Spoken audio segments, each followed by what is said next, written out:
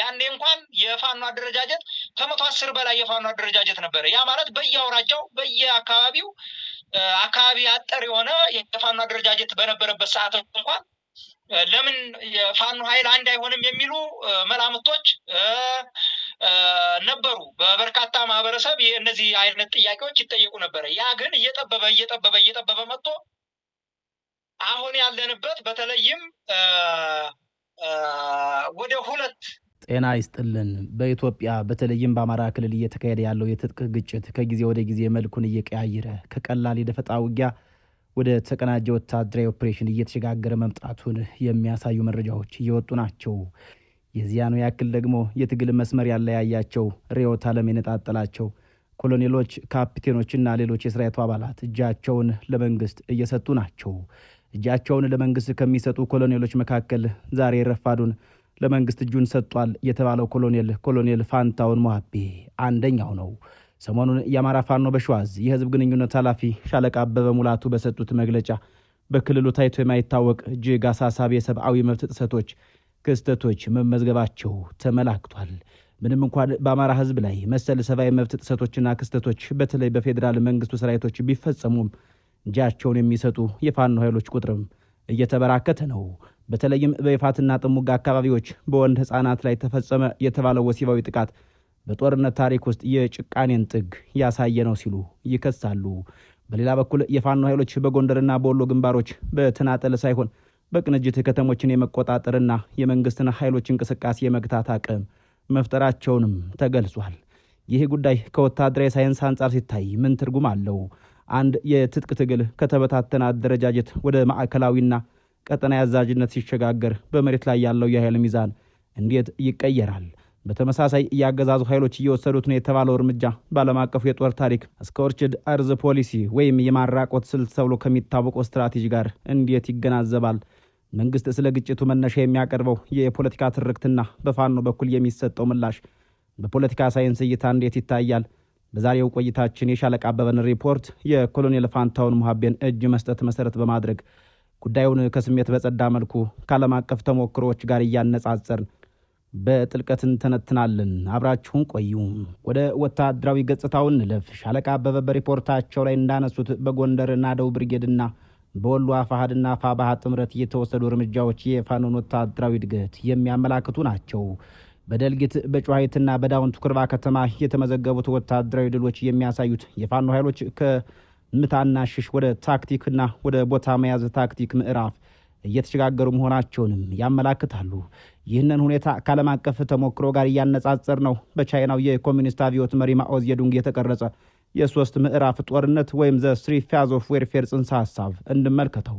የመጀመሪያው ምዕራፍ ራስን ማደራጀትና መከላከል የሚሰኝ ነው። ይህ ፋኖ የነበረበት እና አሁን እያደረገው ያለ እንደማለት ነው። ሁለተኛው ምዕራፍ ደግሞ የኃይል ሚዛኑን ወደ እኩልነት ማምጣትና በዚህ ወቅት እየተቀናጁ ጥቃቶችን መፈጸም የሚሉት የሚገኙ ናቸው። የጠላት ስነ ልቦና ይመታል። አሁን ፋኖ እያደረገ ያለው የቅንጅትም ይህንኑ የሚያመላክት ነው። ሶስተኛው ምዕራፍ ወታደራዊ ማጥቃት የሚሰኘው ነው ወይም ኮንቬንሽናል ኦፌንሲቭ። ሻለቃው እንደገለጹት በጎንደርና በወሎ የተፈጠረው ቅንጅት እንዲሁም የመንግስት ኃይሎች ከካምፕ ለመውጣት መቸገራቸው ፋኖ ወደ ሁለተኛው ምዕራፍ በተሳካ ሁኔታ እየተሸጋገረ መሆኑን የሚያመላክት ነው። በቪየትናም ጦርነት ወቅት ቪየት ኮንግ የተባሉት አማጽያን ገጠሩን በመቆጣጠር የመንግስት ወታደሮች በከተሞቻቸው ብቻ ተወስነው እንዲቀሩ ያደረጉት ተመሳሳይ ስልት በመጠቀም ነበር። በኩርባ ከተማ የተደረገው ከተማን ተቆጣጥሮ የማስተዳደር ሁኔታም የፋኖ ኃይሎች የአስተዳደር ክፍተት ወይም አድሚኒስትሬቲቭ ቫኪዩም እንዳይፈጠር እየሰሩ መሆኑን የሚያመላክት ነው። ይህ ደግሞ ለአንድ አማጺ ኃይል ህዝባዊ ተቀባይነትን ለማግኘት ወሳኝ እርምጃው ነው። የአማራ ፋኖ ኃይሎች ከቅርብ ጊዜ ወዲህ እያሳዩት ያለ ወታደራዊ እንቅስቃሴ በወታደራዊ ሳይንስ የሽምቅ ውጊያ ዝግመተ ለውጥ የሚባለውን ሂደት በትክክል እየተከተለ ይመስላል። ሻለቃ አበበ ሙላቱ እንደገለጹት ኃይሉ ከተበታተነ የ110 ቡድኖች ስብስብ ወደ ተቀናጀ የጋራ ኦፕሬሽን መሸጋገሩ የትግሉን ስትራቴጂካዊ ብቃት የሚያመላክት ነው። የፋኖ ኃይሎች የአደረጃጀት ሞዴላቸውን ከአፍጋኒስታን ታሊባን ጋር ያለው ንጽጽር በተለይም የታሊባንን ተሞክሮ በመመልከት መቃኘቱ የበለጠ ግልጽ ምስል እንዲፈጥር ያደርጋል። በአፍጋኒስታን ጦርነቱ ወቅት ታሊባን የተጠቀመው ደሴታዊ አደረጃጀትን ነበር። እያንዳንዱ አዛዥ በአካባቢው ሙሉ ስልጣን ይኖረዋል፣ ነገር ግን ለጋራ ዓላማ በማዕከልነት ይገናኛሉ። ይህ አሜሪካና ኔቶ የመሪዎችን ሰንሰለት ለመበጣጠስ የሚያደርጉትን ሙከራ አክሽፎባቸዋል። ፋኖም ተመሳሳይ ሞዴል እየተከተለ ይመስላል። ሻለቃ አበበ ትግሉ ሂደት ነው ሲሉ እንደገለጹት ፋኖ በየወረዳው የነበረውን አደረጃጀት ተጠብቆ አሁንም ወደ ቀጠና ይዝ መምጣቱ የመንግስት ኃይሎች አንድን መሪ በመምታት ትግሉን ማቆም እንዳይችሉ አድርጓቸዋል። ልክ እንደ ታሊባን ፋኖ ገጠሩን በመቆጣጠር የመንግስት ኃይሎችን በከተሞችና በዋና ዋና መንገዶች ላይ ብቻ ተወስነው እንዲቀሩ የማድረግ ስልት እየተከተለ ነው ማለትም ይቻላል። ይህ ስልት በአፍጋኒስታን እንደሰራው ሁሉ በአማራ ክልልም የመንግስትን ወታደራዊ መዋቅር የበለጠ ውጤት እያመጣው ነው።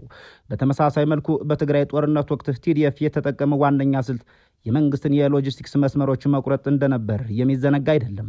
በተለይም ተራራማ ቦታዎችን በመጠቀም የከባድ መኪናዎችን እንቅስቃሴ መግታት ትልቅ ድል አስገኝቶላቸዋል።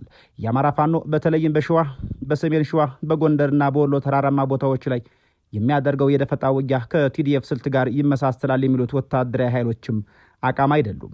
ሻለቃ አበበ እንደገለጹት በደልጊና በጨዋሂት መስመር እንዲሁም በዳውንት የተወሰዱት ወታደራዊ እርምጃዎች የጠላትን ተንቀሳቃሽነት ገድበዋል። ዘመናዊ ጦርነት የሚወስነው ደግሞ በሎጂስቲክስ ነው።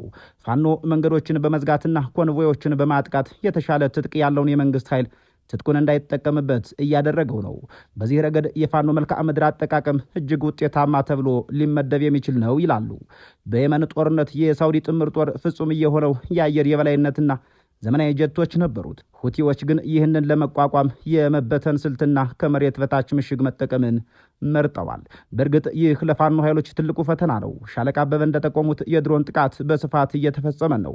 ፋኖ ይህንን ለመቋቋም እየተጠቀመበት ያለው ስልት ከህዝቡ ጋር መቀላቀልና በትንሽ ቡድኖች ተከፋፍሎ መንቀሳቀስ የሚሉ ኃይሎችም አቋም አይደሉም። ምንም እንኳን እንደ ሁቲዎች የረቀቀ ሚሳኤል ባይኖራቸውም ፋኖቹ የአየር ጥቃት በሚኖርበት ጊዜ ኢላማን የማጥፋት ብቃታቸው እየዳበረ መጥቷል ማለት ይቻላል። ነገር ግን ከሁቲዎች በተለይ ፋኖ የውጭ ጦር መሳሪያ አቅርቦት ስለሌለው ይህ ዘርፍ አሁንም ክፍት የሆነ ፈተና እንደሆነ የሚገመገም ነው። የፋኖ ኃይሎች ከምንም በላይ የዓላማ ጽናት እንዳላቸው ሲናገሩ ይደመጣሉ። የዓላማ ጽናት ከቴክኖሎጂ በላይ አሸናፊ እንደሚያደርግ የሩሲያና የዩክሬን ጦርነት ትልቁ ማሳያ ነው። ሩሲያ በታንክና በሰው ኃይል ብትበልጥም ዩክሬናውያን ለሀገር ይሞታሉ በሚል ስሜት የፈጠሩት የትግል ወኔ ቴክኖሎጂውን ሲያሸንፈው ተስተውሏል። ሻለቃ አበበ ጥያቄው የዳቦ ሳይሆን የህልውና ነው ሲሉ የተናገሩት ይህንኑ የትግል ማዕከላዊ ኃይል የሚያመላክት ነው። በወታደራዊ ሳይንስ የሞራል ኃይል ከቁሳዊ ኃይል በ3 እጥፍ ይበልጣል ይባላል። አባባሉ የናፖሊዮን እንደሆነም የጻፋሉ። ፋኖ ከመንግስት ኃይሎች ጋር ሲነጻጽር በቁሳቁስ ቢያንስም በወታደራዊ ስነ ልቦናና ለህልውና የመፋለም እምነት ግን የበላይነቱን ወስዷል።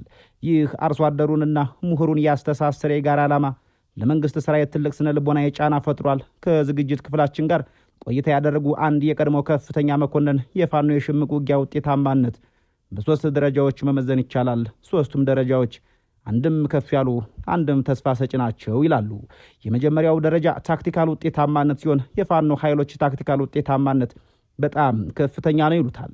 የፋኖ ኃይል በትንንሽ ኃይልና ወጪ ትልቅ አደረጃጀት ያለውን የመንግስት ኃይል እያሽመደመደ ነው የሚሉት እኒሁ መኮንን የደፈጣ ጥቃቶቹና ከተሞችን የመቆጣጠር አቅሙም እያደገ ነው ይላሉ። ሁለተኛው ውጤታማነቱ ኦፕሬሽናል ውጤታማነት ሲሆን የፋኖ ኃይሎች ኦፕሬሽናል ውጤታማነታቸው መካከለኛ ግን እያደገ ያለ ነው በሚል ይገልጹታል። በ4 ግንባሮች ማለትም በጎንደር፣ በወሎ፣ በሸዋና በጎጃም ያለውን ቅንጅት ማጠናከር ከቻለ የመንግስትን ሰራዊት የመበተን አቅም ይኖረዋል ሲሉም ይደመጣሉ። በእርግጥ ሻለቃ አበበ የገለጹት የአንድነት ጉዞ ከተሳካ ይህ ውጤታማነት ወደ ከፍተኛ ደረጃ ይሸጋገራል። ሶስተኛ ውጤታማነታቸው ስትራቴጂካዊ ውጤታማነት ሲሆን የፋኖ ኃይሎች ስትራቴጂክ ውጤታማነታቸው ተስፋ ሰጪ ነው በሚል ገልጸውታል። ትግሉን ከወታደራዊ ድል ባሻገር ወደ ፖለቲካዊ መፍትሄ የመቀየር አቅም እየታየ ነው ይላሉ ወታደራዊ መኮንኑ። ስርዓቱን የማስተዳደር አቅም ማሳጣት የሚለውን የሽምቅ ውጊያ ዋና ግብ እያሳካ ይገኛል ብለዋል እኒሁ መኮንን። በእርግጥ እንደ ዓለም አቀፍ ወታደራዊ ተንታኞች እይታ የፋኖ እንቅስቃሴ ከባህላዊ የሽምቅ ውጊያ አልፎም ወደ ድቅል ጦርነት እየተሸጋገረ ነው። የሻለቃ አበበ መግለጫ እንደሚያመላክተው ኃይሉ የቅንጅት ችግሮችን ከፈታና የህዝብ ድጋፉን እንደያዘ ከቀጠለ በኢትዮጵያ ፖለቲካ ውስጥ ወሳኝና የማይናወጥ ኃይል ሆኖ መቀጠሉ በወታደራዊ ስሌት እርግጥ ነው። በዚያ ላይ የመንግስት የጸጥታ ኃይሎች በተለይ የፋኖ ኃይሎችን ከህዝቡ ለመነጠል የሚከተሉት ስልት የተዛባና የበለጠ የሚያቆራኛቸው መሆኑ ትንታኔውን ወደ ሐቅነት ይቀይረዋል። ሻለቃ አበበ የመንግስት የጸጥታ ኃይሎች በይፋትና ጥሙጋ ንጹሐንን ኢላማ ያደረገ ጥቃት ፈጽመዋል ሲሉ ይከሳሉ። በተለይም የእህልና የንብረት ዘረፋ፣ የቤት እንስሳትን ማረድና የንጹሐን ግድያ ተጠቅሷል። ይህ ስልት በወታደራዊ ሳይንስ የማራቆት ስልት የሚሰኘው ነው። ዓላማው ህዝቡን በኢኮኖሚ በማዳከም ለአማጺ ኃይል ወይም ለፋኖ የሚሰጠውን የሎጂስቲክስና የሞራል ድጋፍ ማቋረጥ ነው። ይህ ስልት በዳርፉር ወይም በሱዳን ግጭት ወቅት ጃንጃዊድ ሚሊሻዎች ይጠቀሙበት የነበረው ስልት እንደሆነም የሚታወቅ ሀቅ ነው። መንደሮቹን ማቃጠልና የኢኮኖሚ መሰረቶችን ማውደም ህዝቡን ተስፋ ለማስቆረጥ የሚደረግ ሙከራ እንደሆነም ይነገራል። ሆኖም ከሁሉም በላይ ልብን የሚሰብረው ክስ የቀረበው በህፃናትና በሴቶች ላይ የሚፈጸመው ኢሰብአዊ ድርጊት ነው። እድሜያቸው ከ10 ዓመት በታች የሆኑ ወንድ ህፃናት ላይ ተፈጸመ የተባለው ያስገድዶ መድፈር ወንጀል መደበኛ ወንጀል ሳይሆን የጦርነት መሳሪያ ተብሎ የሚፈረጅ ነው። በቦስኒያ ጦርነትና በሩዋንዳ የዘር ማጥፋት ወቅት እንደታየው ሁሉ ወሲባዊ ጥቃት ጠላትን ለማዋረድ ማህበረሰባዊ እሴትን ለመናድና ስነ ልቦናዊ ስብራት ለመፍጠር ጥቅም ላይ ይውላል። ሻለቃው ይህንን ድርጊት የፈጸሙት የኦሮሚያ ልዩ ኃይል ዩኒፎርም የለበሱና ከመከላከያ አየር ወለድ ጋር የተጣመሩ ኃይሎች ናቸው ይላሉ። ይህ ክስ እውነት ከሆነ ግጭቱ ፖለቲካዊ ብቻ ሳይሆን ብሔርን መሰረት ያደረገ የበቀል መልክ እየያዘ መምጣቱን የሚያመላክት ነው። ሻለቃ አበበ ሙላቱ የሰጡትን የመረጃ ነጥቦች መሰረት በማድረግ እነዚህን ክስተቶች በሱዳን ዳርፉርና በሩዋንዳ ከተፈጸሙት የዘር ማጥፋትና የጦር ወንጀሎች ታሪክ ጋር ያላቸውን መዋቅራዊና ስልታዊ ተመሳሳይነት መፈተሹ ተመልካቾች ግልጽ ምስል ለመፍጠር ይረዳል። ሻለቃ አበበ ሙላቱ በሰጡት መግለጫቸው በሰሜን ሸዋ በተለይም ይፋትና ጥሙጋ እንዲሁም በሌሎች የአማራ አካባቢዎች በመንግስት የጸጥታ ኃይሎች ተፈጽመዋል ያሏቸው ድርጊቶች ዓለም አቀፍ የሰብአዊ መብት ተመራማሪዎች የዘር ማጥፋት ማስጠንቀቂያ ምልክቶች ብለው ከሚለዩዋቸው ነጥቦች ጋር ከፍተኛ ተዘምዶ አላቸው። በተለይም በሱዳን ዳርፉርና በሩዋንዳ ከተከሰቱ የጨለማ ታሪኮች ጋር የሚመሳሰሉ 5 ዋና ዋና ነጥቦችን ማውጣት የሚቻል ነው። የመጀመሪያው ነጥብ የማራቆት ስልት የሚሰኘው ሲሆን ስልቱ በሱዳን ዳርፉር በተለይም ከ2003 ዓ.ም እስከ 2005 ዓ.ም የተፈጸመ ነው። በሱዳን ዳርፉር ግጭት ወቅት የሱዳንን መንግስትና ጃንጃዊድ ሚሊሻዎች የተጠቀሙበት ዋና ስልት ሰላማዊውን ህዝብ መግደል ብቻም ሳይሆን የመኖሪያ መሰረቱን ማጥፋትም ጭምር እንደነበር ይነገራል። በውሃ ጉድጓዶች ላይ መርዝ መጨመር፣ የእርሻ ማሳዎችን ማቃጠልና የቤት እንስሳትን መዝረፍ ወይም መግደል የተለመደ ተግባር ነበር። ዓላማው ህዝቡ በረሃብ ተገዶ አካባቢውን እንዲለቅና ለአማጺዎች ድጋፍ እንዳይሰጥ ማድረግ ነው። ሻለቃ አበበ ከእያንዳንዱ ገበሬ ቤት ከ25 እስከ 45 ኩንታል እህል ተዘርፏል፣ የገበሬ በሬ ታርዶ ተበልቷል፣ የቤት ዕቃዎች ሳይቀሩ ተወስደዋል ሲሉ የገለጹት ጉዳይ ከዳርፉሩ የማራቆት ስልት ጋር ቀጥተኛ ተመሳሳይነት አለው። ይህ ድርጊት ወታደራዊ ኦፕሬሽን ሳይሆን አንድን ማህበረሰብ በኢኮኖሚ በማድቀስ ህልውናውን የመፈታተንም ስልት ነው። ዓላማው አማጺውን መዋጋት ሳይሆን አማጺው የሚበቅልበትን ማህበረሰብ ማድረግ ነው። ሁለተኛው ስልት ወሲባዊ ጥቃትን እንደ ጦር መሳሪያነት መጠቀም የሚለው ስልት ነው። ስልቱ በተለይም በሩዋንዳ በ1994 ዓ.ም የተተገበረ ስልት ሲሆን በሩዋንዳ የዘር ማጥፋት ወቅት ወሲባዊ ጥቃት በዘፈቀድ የሚፈጸም ወንጀል ሳይሆን የታቀደ የጦር ስልት እንደነበር ይታወሳል። ዓላማው ተጠቂውን ማህበረሰብ ማዋረድ፣ ስነ ልቦናውን መስበር እናም ማህበረሰባዊ ትስስሩን መበጣጠስ እንደነበር ወቅቱን የጻፉ ጸሐፍትና ገለልተኛ ተቋማት ገልጸውታል። በሻለቃ አበበ ሪፖርት ላይ እጅግ ዘግናኝ ክፍል በሴቶች ላይ ብቻም ሳይሆን በ8 እና በ9 ዓመት ወንድ ህጻናት ላይ የተፈጸመው ያስገድዶ መድፈር ወይም ግብረ ሰዶም ጥቃት ነው። ይህ በዓለም አቀፍ የጦር ወንጀል ህግ ኢማሲኩሌሽን ወይም ወንድነትን ማኮላሸት ማዋረድ በሚለው እየተካተተው ነው። ይህ አይነቱ ጥቃት ጠላትን በወታደራዊ ኃይል ከማሸነፍም አልፎ የህዝቡን ሞራልና ክብር ለመድፈር የሚደረግ ከሩዋንዳው ጭካኔ ጋር የሚስተካከል ስነ ልቦናዊ ጦርነት ነው። ሶስተኛው ስልት ማንነትን ትኩረት ያደረገው ጥቃት ነው። ጥቃቱ የካርቱም መንግስት መደበኛውን ሰራዊት ብቻም ሳይሆን ከአንድ ብሔር ወይም ነገድ የተወጣጡ ጃንጃዊድ ሚሊሻዎችን በማስታጠቅ በሌሎች ነገዶች ላይ አሰማርቶት እንደነበር ያለው ነው። መንግስት እኛ አይደለንም እያለ ሚሊሻዎች ግን የመንግስትን አጀንዳ ያስፈጽሙ ነበር። ሻለቃ አበበ የኦሮሚያ ልዩ ኃይል ዩኒፎርም የለበሱ ኃይሎች ከመከላከያ ሰራዊት ወይም አየር ወለድ ጋር ተጣምረው ጥቃት ፈጽመዋል ማለታቸው ግጭቱ ከመንግስትና አማጺ ብቻ ሳይሆን ብሔር ተኮር የበቀል መልክ እንደያዘም የሚያመላክት ነው። ልክ እንደ ሱዳኑ ጃንጃዊድ መደበኛ ሰራዊት ከሌላ ለክልል ልዩ ኃይሎች ጋር ተቀናጅቶ በአማራ ገበሬዎች ላይ መሰማራቱ ግጭቱን ወደ እርስ በርስ ጦርነትና የዘር ማጽዳት አደጋ የሚገፋው ነው። የዘር ማጥፋቱ ከመፈጸሙ በፊት ቱትሲዎች በረሮዎች እየተባሉ በሬዲዮ ይጠሩ እንደነበረው ሁሉ ይህም ህዝቡን ሰውኛ ባህሪውን በመግፈፍ ዲሂማናይዝ በማድረግ ግድያውን ቀላል አድርጎታል። ሻለቃ አበበ እንደገለጹት የአማራ ህዝብ የህልውና ጥያቄ በመንግስት በኩል የዳቦ ጥያቄ፣ የቲማቲም መወደድ ወይም ወንበዴ ዘራፊ በሚሉ ቃላት ማጣጣል የተጠቂውን ማህበረሰብ ህመም የመካድ ሂደት ነው። አንድን ማህበረሰብ ጥያቄውን ማንኳሰስና ስሙን ማጠልሸት በቀጣይ ለሚወሰድበት የጅምላ እርምጃ የስነ ልቦና ዝግጅት ማድረስ እንደሆነ በዘር ማጥፋት ጥናት የሚታመን ነጥብ ነው። በታሪክ እንደታየው አንድን ህዝብ ለጥፋት ሲታሰብ የመንፈሳዊ ጥንካሬ ምንጮቹ ይመታሉ። በሩዋንዳ አብያተ ክርስቲያናት የመጠለያ ሳይሆኑ የጅምላ መቃብር ሆነው እንደነበርም በታሪክ ተመዝግበው የሚቀኝ ጥሬ ሀቅ ነው። ዲያቆናት ከቤተ መቅደስ ተጎትተው ታርደዋል፣ አባቶች ተገድለዋል የሚለው የሻለቃው ምስክርነት ጥቃቱ ፖለቲካዊ ብቻም ሳይሆን የማህበረሰቡን እምነትና እሴት ምሰሶች ለማፍረስ ያለመ መሆኑን አመላካች ነው። ይህ ባህላዊ የዘር ማጥፋት ተብሎ ከሚጠራው ጽንሰ ሐሳብ ጋርም የሚያያዝ ነገር አለው።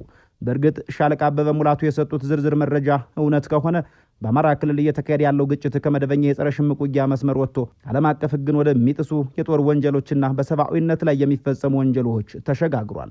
በሱዳንና በሩዋንዳ የታዩት የማራቆት የወሲባዊ ጥቃትና የማንነት ተኮር ግድያዎች ምልክቶች በአማራ ክልል መታየታቸው ዓለም አቀፉ ማህበረሰብ ጉዳዩን በቸልታ ሊያልፈው እንደማይገባ የሚያመላክት ቀይ መብራት ነው። በእርግጥ ዓለም አቀፍ ተቋማትም ይህንን ጉዳይ በገለልተኛ አካል ሊያጣሩት እንደሚገባ ሻለቃው ጥሪ አስተላልፈዋል። ለመሆኑ ግን የግጭቱ መነሻ ምንድን ነው? በዚህ ጉዳይ ላይ በመንግስትና በፋኖ ኃይሎች መካከል ከፍተኛ የትርክት ልዩነት ሲኖር ይስተዋላል። የመንግስት ባለስልጣናት በተደጋጋሚ እንደሚገልጹት ግጭቱ የዳቦ ጥያቄ፣ የኑሮ ውድነት ወይም ከውጭ የሚመጣ አጀንዳ ውጤት ነው። በተቃራኒው ሻለቃ አበበ ይህንን ትርክት ውድቅ ያደርጋሉ። ጥያቄው የህልውና ነው ይሉታል። ይህንን ዓለም አቀፍ ንጽጽር ስንሰጠው አንድ ንድፈ ሐሳብ ያስታውሰናል። መንግስታት ብዙውን ጊዜ የአማጽያንን ጥያቄ ለማኳሰስ የጥቅም ግጭት ወይም የዘራፊዎች ስብስብ ወይም ሌላ ነጥብ አድርገው ይመለከታሉ። ለምሳሌም የናይጄሪያ መንግስት ቦኮ ሐራምን መጀመሪያ ላይ እንደ ወንበዴዎች ነበር የፈረጀው። የእንግሊዝ መንግስትም የአየርላንድ ሪፐብሊካን አርሚ አባላትን እንደ ወንጀለኛ ይቆጥር እንደነበር የሚታወስ ነው። ነገር ግን ሻለቃው እንደገለጹት ህዝቡ በሰላማዊ መንገድ ጥያቄዎቹን ሲያቀርብ የነበረ ቢሆንም ምላሽ በማጣቱና ህልውናው አደጋ ላይ በመውደቁ ወደ ትጥቅ ትግል ተገብቷል። ይህ ግሬቪየንስ ወይም በደልን መሰረት ያደረገ ትግል ነው። አንድ ማህበረሰብ ከዚህ ስርዓት ጋር አብሬ ብቀጥል እጠፋለሁ ወደሚል ድምዳሜ ሲደርስ የዳቦ ወይም የቲማቲም ጉዳይ ወደ ጎን ትቶ የሞት ሽረት ትግል ውስጥ ይገባል። የሻለቃው ማብራሪያ የሚያሳየው ይህንን ፖለቲካዊ እውነታ ነው። ሌላው የአማራ ፋኖ ትግል ከገጠሙት ፈተናዎች አንዱ የአደረጃጀት መበታተን እንደነበር ይታወቃል። ሻለቃው በግልጽ እንደተናገሩት ከ110 በላይ አነስተኛ አደረጃጀቶች ነበሩ። ይህ በሊቢያ ከጋዳፊ ውድቀት በኋላ የታየው የበርካታ ታጣቂ ቡድኖች መፈጠር ጋር የሚመሳሰል ነው። የተበታተነ ኃይል ለአንድ መንግስት ለማጥቃት ቀላል ነው። ነገር ግን አሁን እየታየ ያለው ሂደት ወደ ማዕከላዊነት የመምጣት ሂደት ነው።